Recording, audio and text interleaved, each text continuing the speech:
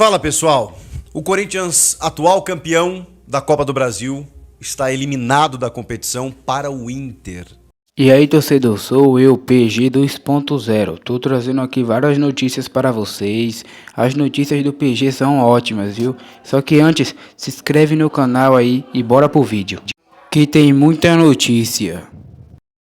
Para o Internacional, este Internacional tem muitas limitações, muitas dificuldades, mas ouça bem, a eliminação foi justa, tá? Você pode questionar questões da arbitragem, do pênalti que não foi marcado lá na ida, da falta que aconteceu na origem do gol do Inter. Ok, são lances que a gente pode discutir. Mas falando de futebol, o futebol ele no campo é um reflexo do que é feito fora dele.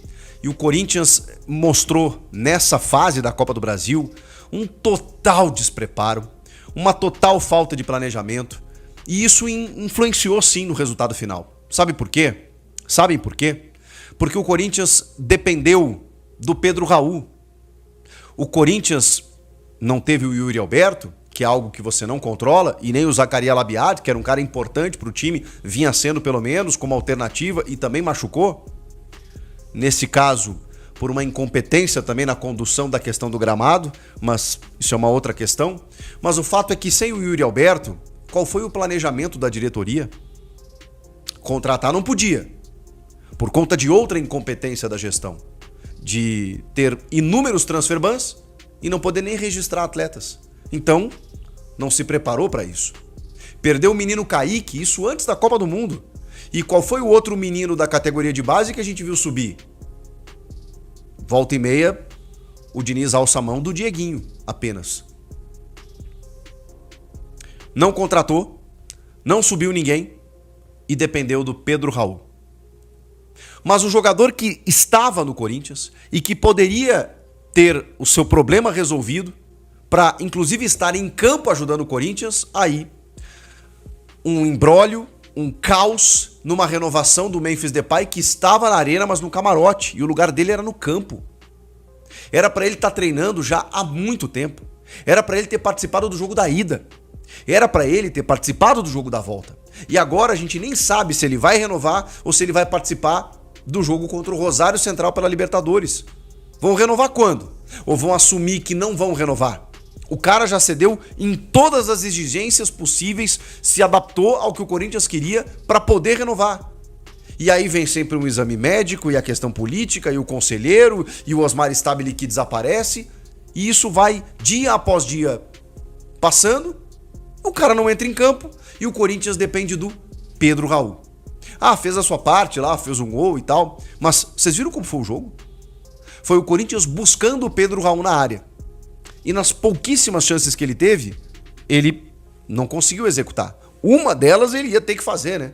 Uma delas ele ia ter que fazer, ele tá lá pra isso. Mas o Gustavo Henrique fez o mesmo número de gols que ele, por exemplo, e é zagueiro. E no primeiro tempo, quando ele marca, ele tava jogando de zagueiro ainda, tá? Era uma bola parada. No segundo, ele ainda joga como centroavante.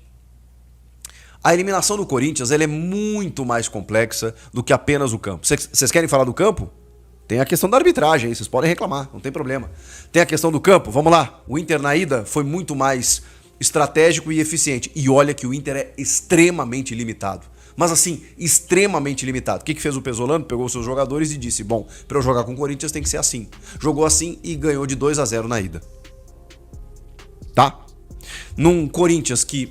Vamos lá, você quer falar do pênalti? Beleza, teve um pênalti não marcado, mas não competiu.